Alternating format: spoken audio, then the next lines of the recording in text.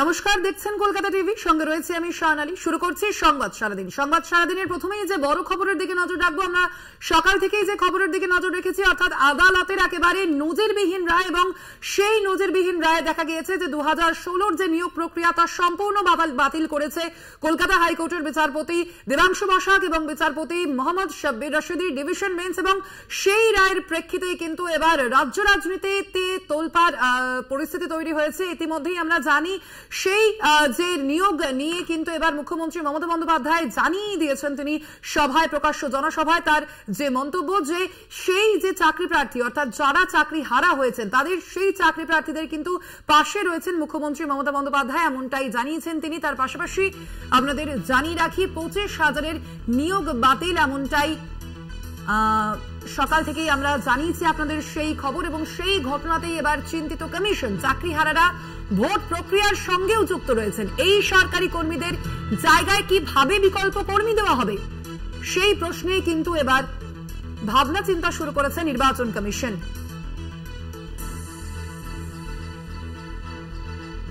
আপনাদের আবারও জানিয়ে রাখি, যাদের চাকরি বাতিল হয়েছে সেই চাকরিহারারা ভোট প্রক্রিয়ার সঙ্গে যুক্ত রয়েছেন, এবং সেই কারণেই এবার সেই বিষয়ে চিন্তিত নির্বাচন কমিশন। সে বিষয়ে আমরা আরো বিস্তারিত জানবো। ফোন লাইনে রয়েছেন আমাদের প্রতিনিধি সত্যসুন্দর ভট্টাচার্য। সত্যসুন্দর, কি জানা যাচ্ছে কমিশন সূত্রে, কি জানা যাচ্ছে, এর পরবর্তীতে কি পদক্ষেপ নেওয়া হবে?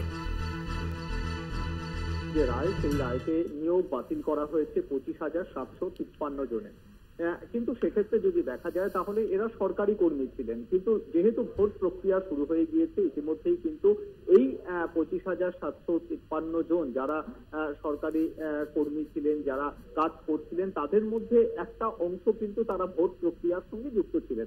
অর্থাৎ ইতিমধ্যেই তাদের বেশ কয়েকজনের, তাদের কিন্তু ভোট প্রক্রিয়া পরিচালনার জন্য যে ট্রেনিং হয়, সরকারি ট্রেনিং, সেই ট্রেনিং এ তারা অংশগ্রহণ করেছেন। তাদের প্রশিক্ষণ দেওয়া হয়েছে কিভাবে তারা ভোট পরিচালনা করবেন। কেউ প্রিসাইডিং অফিসার, কেউ পোলিং অফিসারের ডিউটি তাদের রয়েছে।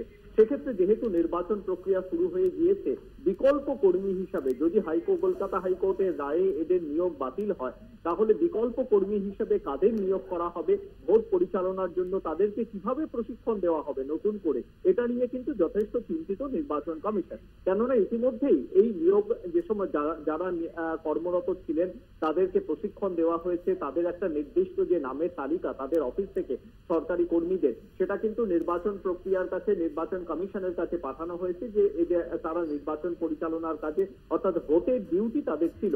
সেই জায়গা থেকে বিকল্প কর্মী কাদেরকে নিয়ে আসা হবে, এটা নিয়ে কিন্তু যথেষ্ট ভাবনা চিন্তা শুরু হয়েছে। শুধু বিকল্প কর্মী নয়, সেই বিকল্প কর্মীদের কিভাবে ভোট পরিচালনার প্রশিক্ষণ দেওয়া হবে। কেননা ইতিমধ্যেই বেশ কিছু জায়গায় কিন্তু প্রশিক্ষণের কাজ শেষ হয়ে গিয়েছে। প্রথম দফার নির্বাচন শেষ হয়ে গিয়েছে, দ্বিতীয় দফার নির্বাচন আগামী শুক্রবার দিনকে রয়েছে। ফলে সব মিলিয়ে যারা এই গোটা প্রক্রিয়ার সঙ্গে যুক্ত ছিলেন, ভোট প্রক্রিয়ার সঙ্গে, হঠাৎ করে কলকাতা হাইকোর্টের যে এই রায়, সেই রায়কে কিন্তু যথেষ্ট চিন্তিত এই মুহূর্তে নির্বাচন কমিশন।